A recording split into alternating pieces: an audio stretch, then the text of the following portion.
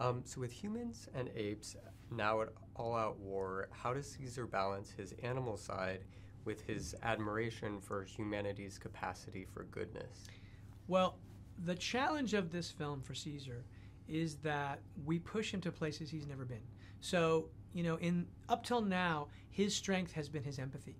And the extremes of war threaten that empathy. And he is on this journey that is filled with hatred and revenge. And the question is, will he be consumed by that hatred, or can he transcend and find a way to still have empathy for the other? And these movies have really been about empathy. I mean, the idea of telling stories about these photoreal apes is not to tell a story about apes, but to tell a story about us.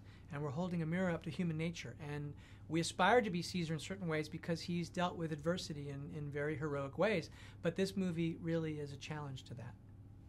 And of course, Andy Serkis plays Caesar. Mm-hmm. Can you tell us what it's like working with him, especially considering how he's been at the forefront of performance capture? Sure.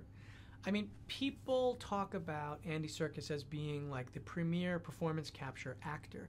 And that as a concept is sort of nonsensical because performance capture is a technology that records performances. What he is at the forefront of is being a great actor. He's one of the best actors in the world. And the reason that people respond so emotionally to Caesar is because behind Caesar is Andy Serkis's performance, which is remarkable. And working with him has been incredible. I mean, as a director, the thing that you want to work with is the best, right? You want to work with the best actors, the best technicians, and to work with Andy is just a joy. I mean, I love him so much. And what do the apes reflect back to us about our own humanity in their experience with war? Well, I mean, I think the very secret of this franchise is that in looking at apes, we're not looking at apes. We're looking at ourselves. And it's a pretty rare thing in a summer franchise to be able to look at human nature as the subject of the movie. And I think for me, I love cinema as point of view storytelling because the idea is that will put you in the shoes of a character that you're not and will force you to extend your empathy to someone who is not like you.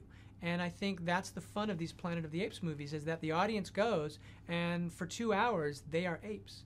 And it reminds them of what we're like. The idea is to recognize yourself.